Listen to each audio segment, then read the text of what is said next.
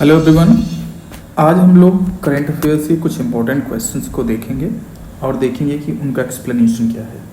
तो पहला क्वेश्चन मैंने लिया है कि हाल ही में किस देश ने मंगलयान तियानवेन, इस मंगलयान का नाम है तियानवेन, को वेंचोंग अंतरिक्षयान लॉन्च साइट से लॉन्च किया है। तो नाम से ही क्लियर हो रहा होगा कि वह कंट्री है चाइना। चाइना ने अपने पहले मंगलयान, जिसका नाम रखा है उसने तियानवेन 1, को वेंचोंग अंतरिक्षयान, जो कि उसकी लॉन्चिंग साइट है, वहाँ से लॉन्च किया। इसके बारे में थोड़ा सा डिटेल में समझेंगे। तो इसका आंसर तो मैंने पहले ही बता दिया। चीन ने मंगल ग्रह के बारे में जानकारी जुटाने के उद्देश्य से हैनान द्वीप के वेंचोंग अंतरिक्षयान प्रक्षेपण केंद्र से हाल ही में अपना पहला अंतरिक्षयान प्रक्षेपित किया है, जिसका नाम है तियानवेन 1। यह करेगा क्या? यह जाकर मंगल ग्रह का चक्कर लगाएगा और मंगल ग्रह पर उतरने और वहाँ रोवर की चहलकदमी के उद्देश्य से इसका प्रक्षेपण किया गया है। तो ये डिटेल है उस यान के बारे में। अब थोड़ा सा चाइना के बारे में जानेंगे। तो चाइना क्या है? चाइना भारत का एक पड़ोसी देश है और इसके जो प्रेसिडेंट हैं वो हैं शी जिनपिंग इसके प्रेसिडेंट हैं।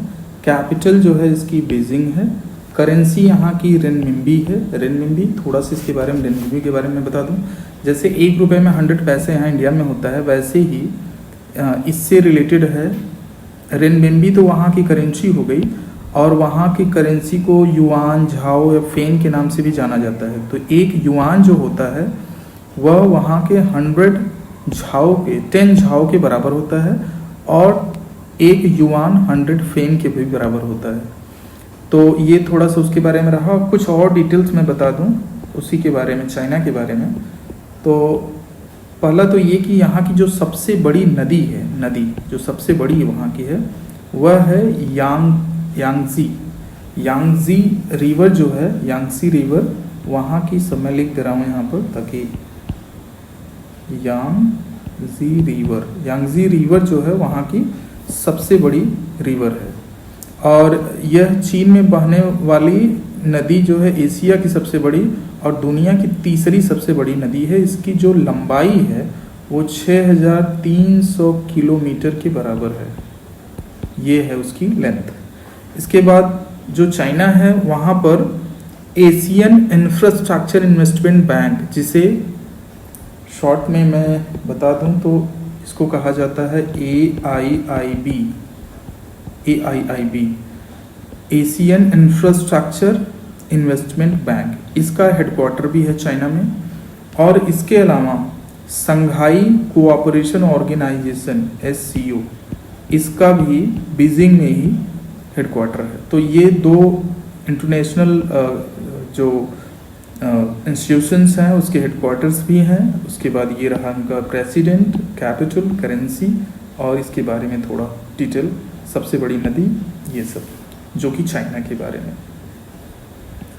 अगला क्वेश्चन लेते हैं। और हाल ही में किस बैंक की बात हो रही है, बैंक ने देश के सभी जिलों में सैनिटाइजर और मास्क बांटने का अभियान लॉन्च किया है। तो ये कौन सी बैंक है? ये है PNB, Punjab national bank. PNB के बारे में थोड़ा सा देख लेते हैं। तो पंजाब नेशनल बैंक ने देश के सभी जिलों में सैनिटाइजर और मास्क बांटने का अभियान लॉन्च किया है। पंजाब नेशनल बैंक भारत का एक प्रमुख और पुराना बैंक है, बहुत पुराना बैंक है। इसके बारे में अभी थोड़ा सा देखेंगे।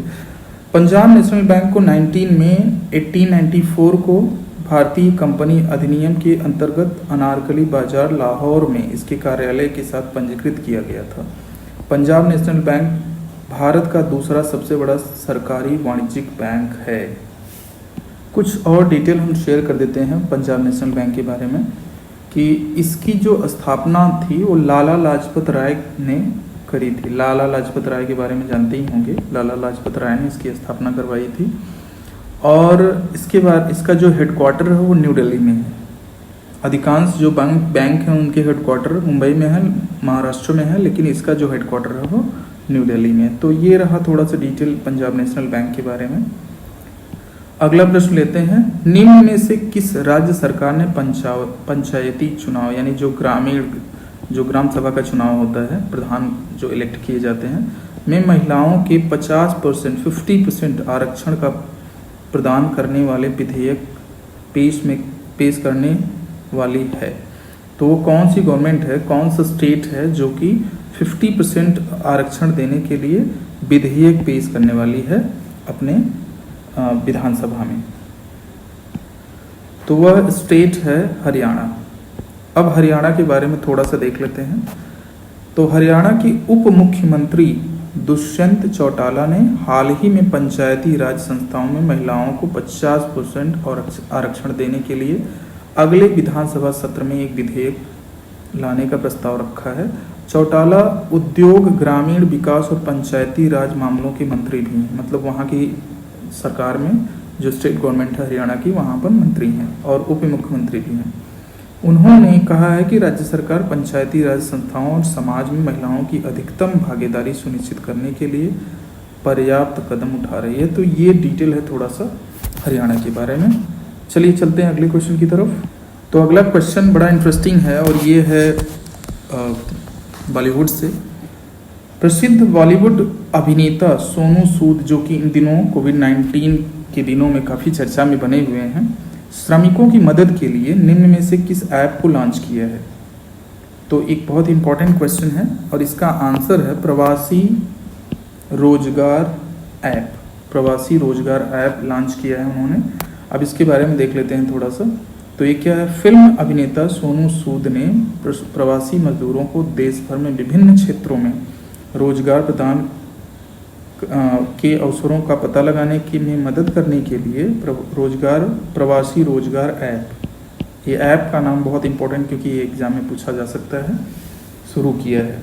इस मोबाइल ऐप की मदद से, अभी ये मोबाइल ऐप क्या हेल्प करेगा, क्या काम करेगा उसके बारे में है कि इस मोबाइल ऐप की मदद से नौकरी ढूंढने में से जुड़ी जानकारी आसानी से मिल सकेगी। सोनू सूद मुंबई से लॉकडाउन में के दौरान फंसे प्रवासी मजदूरों को उनके गृह नगरों तक पहुंचाने में बड़ी भूमिका निभा चुके हैं और इसी से काफ़ी चर्चा में बने हुए हैं। सोनू सूद ने महाराष्ट्र के शहर से उत्तर प्रदेश, बिहार और दूसरे राज्यों के प्रवासी मजदूरों को उनके गृह नगरों तक पहुंचाने के लिए खास बसों का इंतजाम किया था।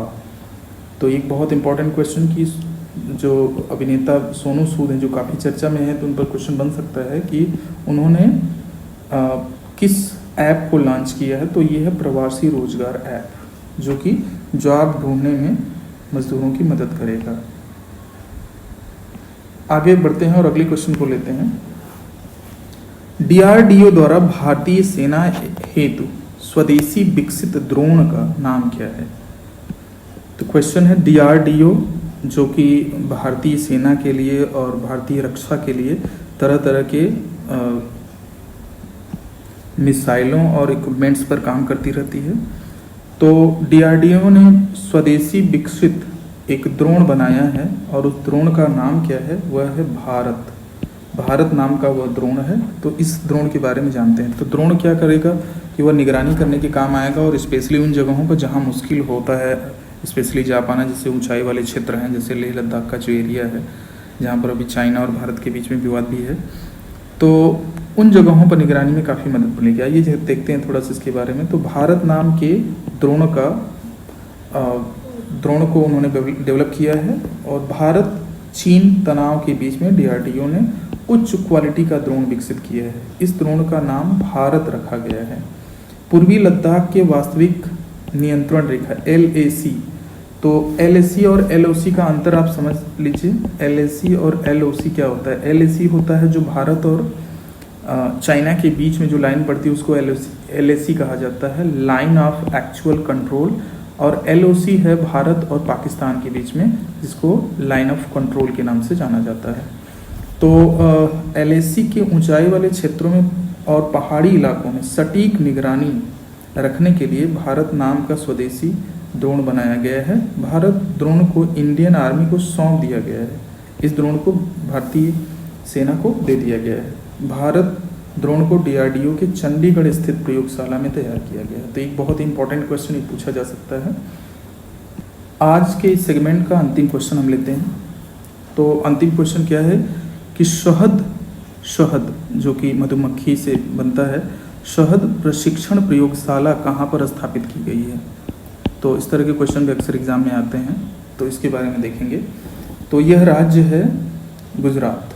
गुजरात राज्य में शहद परीक्षण प्रयोगशाला स्थापित की गई है। तो देखते हैं इसके बारे में थोड़ा सा। केंद्रीय कृषि एवं किसान कल्याण मंत्री जो कि नरेंद्र सिंह तोमर जी हैं,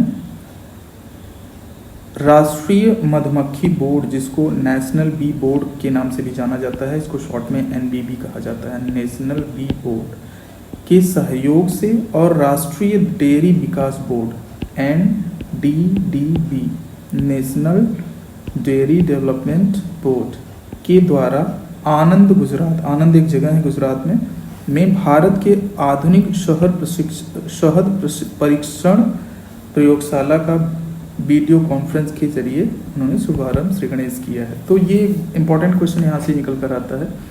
तो केंद्रीय कृषि एवं किसान कल्याण मंत्री कौन है?